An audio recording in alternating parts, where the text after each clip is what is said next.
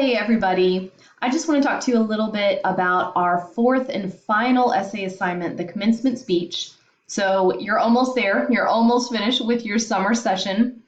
So this is the last paper, and I hope it's a paper that you enjoy writing. It does not have to involve research unless you want it to, and it is a little bit shorter than the previous two papers. So I think it will be a little bit of a relief to finish the course with this essay assignment. So what I'm going to do is take you through a few slides. I want to show you a document, and then if you have any other questions after that, you can definitely email me if you'd like. So let me go ahead and pull up the slide that I want to show you. So I just want to talk a little bit about what exactly a commencement speech is and what kinds of things you can do in it to engage your audience. So let's talk about what a commencement speech is and what goes in it. So a commencement speech is typically a speech that's given at a high school or college graduation ceremony. It marks a significant accomplishment and transition from one part of the graduate's lives to another.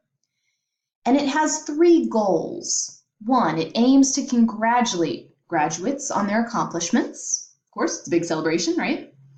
Two, it aims to motivate them to keep succeeding in the future, so it has a pretty positive, encouraging tone. And three, it aims to give advice to them about how to help themselves, their community, the world, etc. in the future.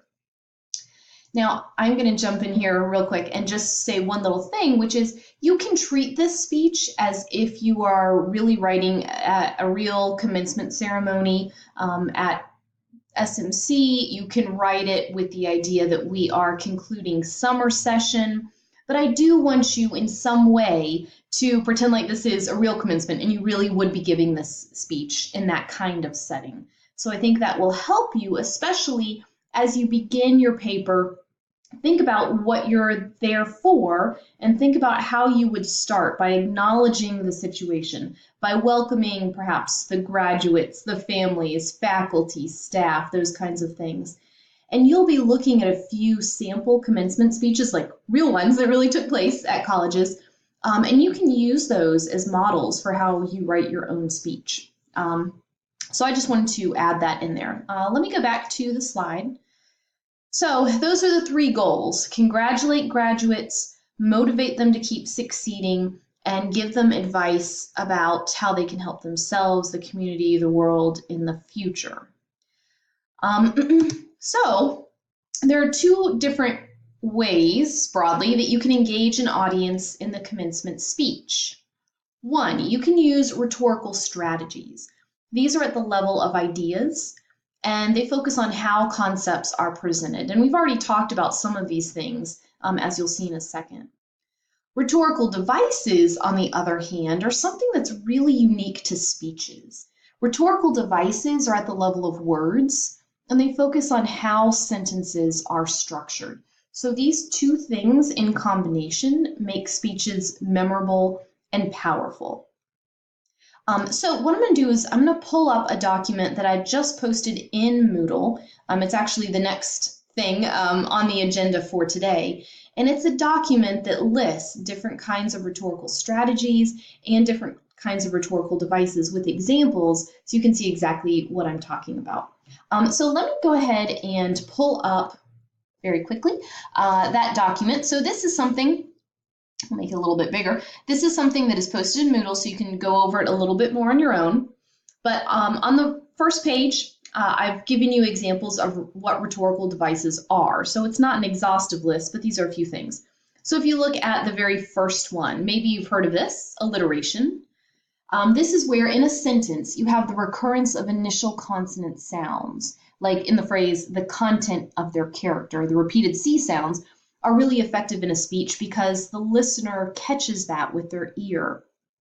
So rhetorical devices, remember, are at the level of sentences, and there are different ways to construct sentences, to put the words together in certain ways that will linger in your audience's mind. Some of these you probably are a little bit less familiar with, like this one. I'm not even sure I'm going to try to pronounce that. Let's call it an acoluthon. Sure, that sounds good. But oh, one thing to keep in mind, I'm never going to quiz you on these terms, okay? You don't have to memorize them, but I want you to use this document as a resource to help you do these kinds of things. Even if you can't remember the terms, or like me, if you can't pronounce them, that's okay. But this rhetorical device that I have highlighted is a sudden break in a sentence's grammatical structure. So if you think about how in a speech, this could work really effectively. If someone says, so, then I pulled up to her house. Are you still with me here?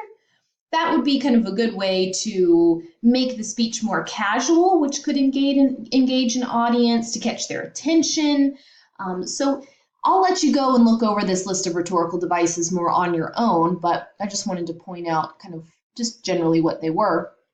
On the back of this document that's posted in Moodle are rhetorical strategies, and pretty much most of these things we've talked about. They're things like emotion or pathos and logic or logos. And there are also what we would call different kinds of evidence, like in a research paper. Well, here you can use them too to engage your audience, like referring to historical events or people, using humor, using personal experience.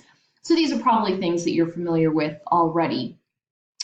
So as I mentioned, all these things are in a document in Moodle. I think it's number 2 on the agenda for today. So take a look at that, and then it's there because later on, in the next few days, when you have various assignments, I'm going to be asking you to analyze rhetorical devices and strategies and speeches that you watch. And I'm also, of course, going to be wanting to see that you can include some of these things in your own speech when you get to the point of drafting it. Okay, so we've covered what a commencement speech is. We've talked a little bit about the 3 goals that you want to work towards in your speech, and we've talked about rhetorical devices and strategies. If you have any other questions about the essay, and of course, hopefully by now you've read over the essay directions, but if you have any questions about that, definitely send me an email and let me know. I hope y'all have fun with this essay. I think they're really neat to write, and I enjoy reading them, so I hope you're going to enjoy writing them. Okay, that's all for now. See you later, guys. Bye-bye.